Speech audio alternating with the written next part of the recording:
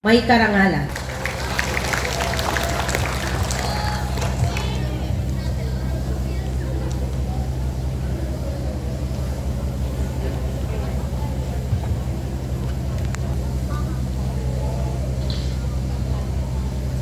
Sa ating tagapamanihala na sangay ng mga paaralang panlungsod, Lungsod Quezon, na si Binibining Carlin S. Sedilla, Seso 5, na kinakatawan ni Binibining Isabel S. Sibayan, Seso 6, pangalawang tagapamanihala. Sa ating butihing tagamasid Pampurok, Dr. Marlene D. Agaw, sa ating masipag na punong guro, Dr. Janice A. Palara, sa ating kagalang-galang na punong barangay, Kapitana Josefina Joy Landingin, at mga panauhin, mga minamahal naming mga magulang, at sa ating magagaling na guro. Sa sisipagtapos, isang magandang umaga po sa ating lahat. Isang malaking karangalan na mabigyan ng pagkakataon na makapagsalita sa araw na ito. Araw na mahalaga para sa ating lahat. Naalala ko po mula kinder hanggang ika-6 na baitang. Ito ang panahon ng ating pag-aaral, pagtutuklas, pagsasama-sama at pagtutulungan tungo sa magandang kinabukasan. Ang araw na ito ay magsisibil patunay na ang lahat ng pagod at pagsisikap ay may katapat na tagumpay.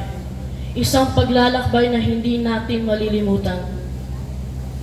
Sa bawat baitang na ating dinaanan, marami tayong nakilala, natutunan at naranasan na nakatulong sa atin upang mahubog tayo na maging isang mabuting mag-aaral.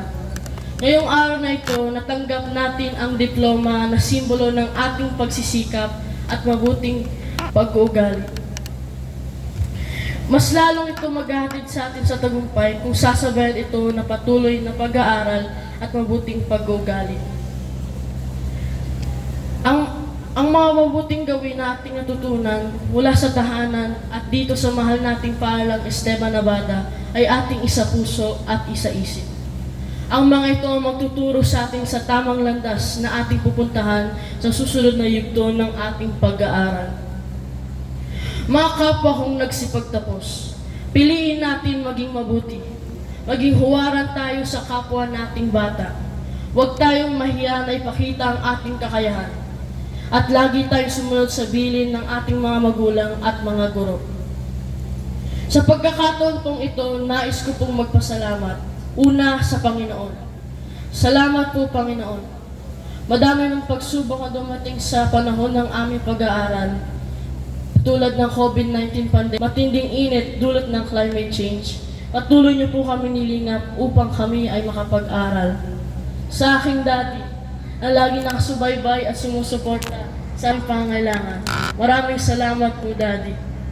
Sa aking mami, sa kabila ng pagiging abala bilang guro, may oras upang tiyakin na nagagawa ko ang mga dapat kong gawin pang-paaralan.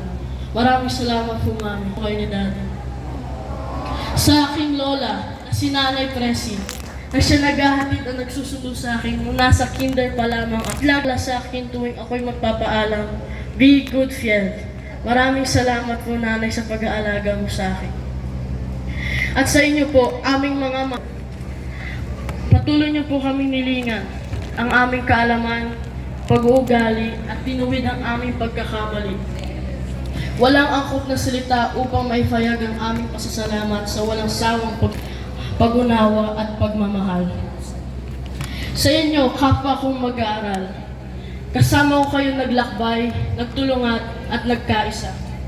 Ang tagumpay na ito ay tagumpay nating lahat. Salamat sa patuloy na pagkakaibigan at sa mga masasayang alaala. Ngunit hindi dito nagtatapos ang lahat. Ang susunod na bahagi ng ating pag-aaral ay puno ng hamon. Harapin natin ang bawat hamon na may katapangan at tiwala sa Panginoon. Gamitin natin sandata ang ating natutunan mula sa libro na ating pinag-aralan at mga kaalaman na binahagi sa atin ng ating mga guro. Gawin natin ito lahat sa mabuti upang tayo'y maghatid sa atin bilang matagumpay na mamamayan at maging handang mamuno na may kakayahan at mabuting pagkatao. At sa lahat ng magulang naririto, wala kami rito ngayon kundi dahil sa inyo. Bilang pasasalamat, maaari po ba natin sila bigyan ng isang masigabong palakpakan? Maraming salamat po. Muli, magandang umaga at maligayang pagtatapos sa ating lahat.